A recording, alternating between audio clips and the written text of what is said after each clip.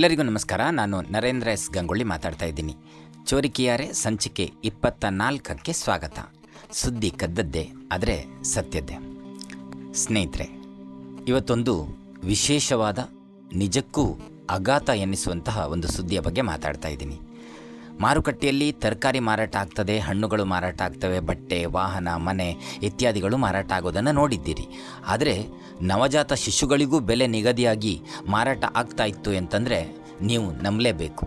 ಹೌದು, ಇದು ಸಿನಿಮಾ ಕಥೆಯಲ್ಲ, ಕಲ್ಪನೆ ಕೂಡ ಅಲ್ಲ. 2026ರಲ್ಲಿ ದೆಹಲಿ ಪೊಲೀಸರು ಬಯಲಿಗೆಳೆದಂತಹ ನೈಜ ಪ್ರಕರಣ ಇದು. ಒಂದು ಗಂಡು ಮಗುವಿಗೆ 8 ಲಕ್ಷ ರೂಪಾಯಿ, ಹೆಣ್ಣು ಮಗುವಿಗೆ 4 ಲಕ್ಷ ರೂಪಾಯಿ ರೇಟನ್ನು ಇಡಲಾಗಿದೆ. ಇದು ಕೇಳಿದರೆ ಸಾಕು, ಯಾರಿಗಾದರೂ ಬೆಚ್ಚಿ ಬೀಳುವಂತೆ ಮಾಡ್ತದೆ.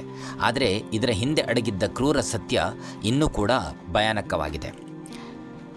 ಕೇಳಿಸ್ಕೊಳ್ಳಿ.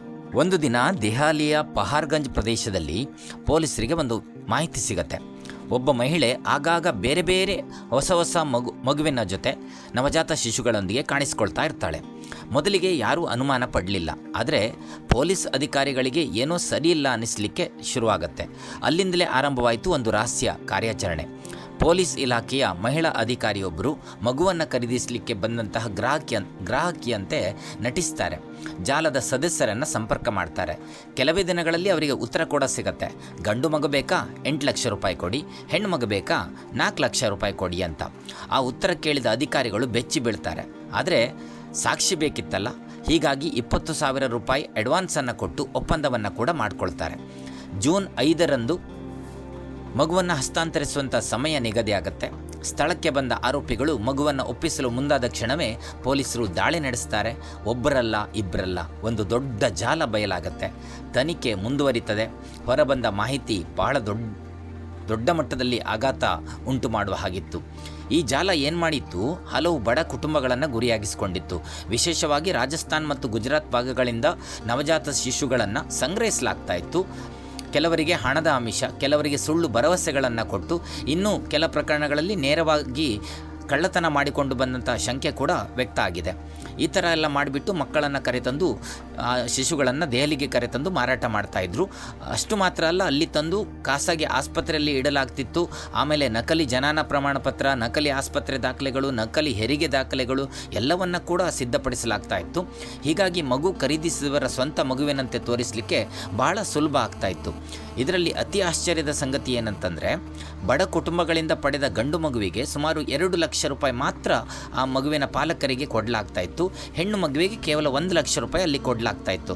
ಆದರೆ ನಂತರ ಅದೇ ಮಗುವನ್ನು 4ರಿಂದ 8 ಲಕ್ಷ ರೂಪಾಯಿಗಳಿಗೆ ಮಾರಾಟ ಮಾಡಲಾಗ್ತಾ ಇತ್ತು.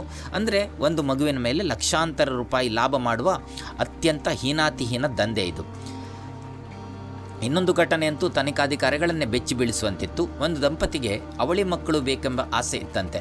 ಆದರೆ ಜಾಲದ ಬಳಿ ನಿಜವಾದ ಅವಳಿ ಮಕ್ಕಳು ಇರಲಿಲ್ಲ. ಹಾಗಾಗಿ 2 ಬೇರೆ ಬೇರೆ ಕುಟುಂಬಗಳ ಮಕ್ಕಳನ್ನು ಸೇರಿಸಿ ಇವರು ಟ್ವಿನ್ಸ್ ಅಂತ ಹೇಳಿ ಸುಮಾರು 9 ಲಕ್ಷ ರೂಪಾಯಿಗೆ ಮಾರಾಟ ಮಾಡಿದರು. ನಂತರ ತನಿಖೆಯಲ್ಲಿ ಈ ಇಬ್ಬರು ಮಕ್ಕಳಿಗೂ ಕೂಡ ಯಾವುದೇ ರಕ್ತ ಸಂಬಂಧ ಇಲ್ಲ ಎನ್ನುವಂಥದ್ದು ಬಹಿರಂಗ ಆಯಿತು. ದೆಹಲಿ ಪೊಲೀಸರ ಪ್ರಕಾರ ಈ ಜಾಲ ಕಳೆದ 1 ವರ್ಷದಲ್ಲಿ ಕನಿಷ್ಠ 30 ನವಜಾತ ಶಿಶುಗಳನ್ನು ಮಾರಾಟ ಮಾಡಿರುವ ಸಾಧ್ಯತೆ ಇದೆ ಅಂತ ಹೇಳ್ತಾ ಇದ್ದಾರೆ. ತನಿಖೆಯ ವೇಳೆ ಹಲವು ಮಕ್ಕಳನ್ನು ಕೂಡ ರಕ್ಷಿಸಲಾಗಿದೆ. ಆಸ್ಪತ್ರೆ ಮಾಲೀಕರು, ಮಧ್ಯವರ್ತಿಗಳು, ಮಾನವ ಕಳ್ಳಸಾಗಣೆ ಜಾಲದ ಸದಸ್ಯರು, ಒಟ್ಟು 13ಕ್ಕೂ ಅಧಿಕ ಜನರನ್ನು ಈಗಾಗಲೇ ಬಂಧಿಸಲಾಗಿದೆ. ತನಿಖೆ ಮತ್ತಷ್ಟು ಪ್ರಗತಿಯನ್ನು ಕಂಡುಕೊಳ್ತಾ ಇದೆ. ಅದಕ್ಕಿಂತ ಹೆಚ್ಚಾಗಿ ಒಂದು ಮಗು ಎಂದರೆ ಕೇವಲ ದೇಹ ಅಲ್ಲ, ಒಂದು ಕನಸು, ಒಂದು ಜೀವನ, ಒಂದು ಭವಿಷ್ಯ. ಅದನ್ನು ಹಣಕ್ಕಾಗಿ ಮಾರಾಟ ಮಾಡುವಂಥದ್ದು ಕೇವಲ ಕಾನೂನು ಬಾಹಿರ ಮಾತ್ರ ಅಲ್ಲ, ಮಾನವೀಯತೆ ತಲೆತಗ್ಗಿಸಬೇಕಾದಂತಹ ವಿಚಾರ, ಮಾನವೀಯತೆಯ ವಿರುದ್ಧದ ಬಹಳ ದೊಡ್ಡ ಅಪರಾಧ. ಇಂತಹ ಒಂದು ಜಾಲ ಮಾತ್ರ ಬಯಲಾಗಿದೆ. ಇನ್ನು ಇಂತಹ ಜಾಲಗಳು ಎಲ್ಲೆಲ್ಲಿ ಅಡಗಿಕೊಂಡಿವೋ ಎಂಬುದು ಯಾರಿಗೂ ಗೊತ್ತಿಲ್ಲ. ಆದರೆ ಇದರ ವಿರುದ್ಧ ಹೋರಾಟ ಮಾಡಬೇಕಾಗಿರೋದು ಪ್ರತಿಯೊಬ್ಬ ನಾಗರಿಕನ ಕರ್ತವ್ಯ ಕೂಡ. ಹಾಗಾಗಿ ಕಾನೂನುಬದ್ಧ ದತ್ತು ಪ್ರಕ್ರಿಯೆಯೊಂದನ್ನು ಹೊರತುಪಡಿಸಿ ಯಾವುದೇ ರೀತಿಯ ಶಿಶು ಖರೀದಿ ಅಥವಾ ಮಾರಾಟದ ಪ್ರಯತ್ನ ಕಂಡು ಬಂದರೆ ತಕ್ಷಣ ಅಧಿಕಾರಿಗಳಿಗೆ ಮಾಹಿತಿ ನೀಡುವಂಥ ಪ್ರಯತ್ನಗಳು ನಮ್ಮಿಂದ ಆಗಲಿ ಅನ್ನೋದನ್ನು ಮತ್ತೆ ನೆನಪಿಸ್ಕೊಳ್ತಾ, ಇಂತಹ ದಂಧೆಗೆ ಆದಷ್ಟು ಶೀಘ್ರ ಫುಲ್ ಸ್ಟಾಪ್ ಬೀಳಲಿ ಎನ್ನುವ ಆಶಯದೊಂದಿಗೆ ನಾಳೆ ಇನ್ನೊಂದು ವಿಚಾರದೊಂದಿಗೆ ಬರ್ತೀನಿ. ಧನ್ಯವಾದಗಳು. Thank you.